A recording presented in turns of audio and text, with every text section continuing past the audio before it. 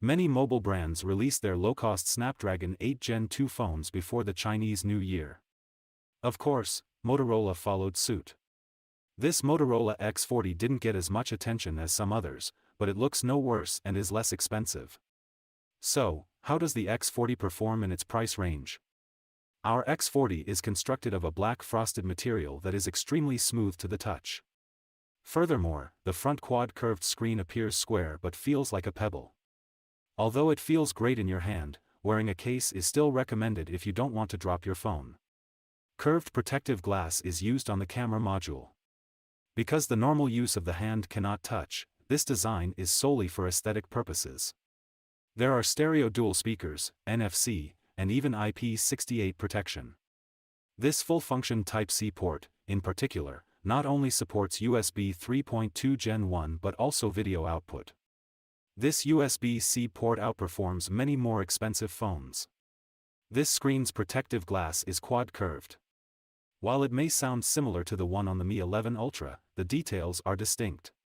The upper bezel is not excessively narrow, and the upper and lower bezel curves are small and nearly invisible. As a result, you can simply use it as a regular curved screen. In the same price range, display specifications are neither good nor bad. The only advantage is the relatively high refresh rate. Users with high screen requirements should consider the iQOO 11 or the Redmi K60. Motorola's performance has always been exceptional. The score also indicates that it is not significantly different from the other 8 Gen 2 phones. However, the CPU throttling test reveals that it is not as stable as the previous 8 Gen 2 phones we tested. This result is also seen in more stressful games. For example, Genshin Impact performed relatively well in the first half but began to exhibit frame rate fluctuations in the second half. Overall, the game performs well. After all, the average frame rate is not low, and lag is minimal.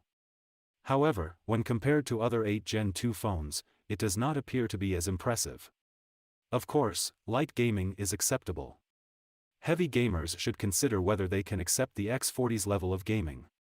Although everyone's camera system is similar at this price point, that doesn't mean everyone is on the same level. Its main camera and ultra-wide camera are both adequate, there are no flaws. The color scheme is more reminiscent of Vivo. Anyway, it's not the main camera or the ultra-wide camera that bothers me. The telephoto camera distinguishes the X40 from other 8 Gen 2 phones. Not only is there a lack of clarity, but the over-sharpening effect makes the photos appear phony. If you photograph a detailed object, such as leaves on a tree, the sharpening effect will then ruin the photo. The good news is that this is not an issue in night mode. Because there is no OIS, your hand must be very steady or your photos will be blurry. Because the ultra-wide camera has autofocus, it can also be used as a macro camera.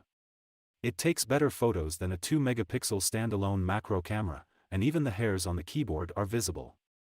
However, because the closest focus distance is only about 4 centimeters, taking good macro photos is quite difficult. The front camera on the X40 is excellent. It can take detailed selfies even in low-light situations at night. It also has 4K 60 frames per second video recording specs, which make Xiaomi 13 and iQOO 11, which are more expensive, look foolish. The video recording capabilities of the X40 are also impressive, with the main camera capable of 8K 30 frames per second, the ultra-wide camera capable of 4K 60 frames per second, and the telephoto camera capable of 1080p 60 frames per second.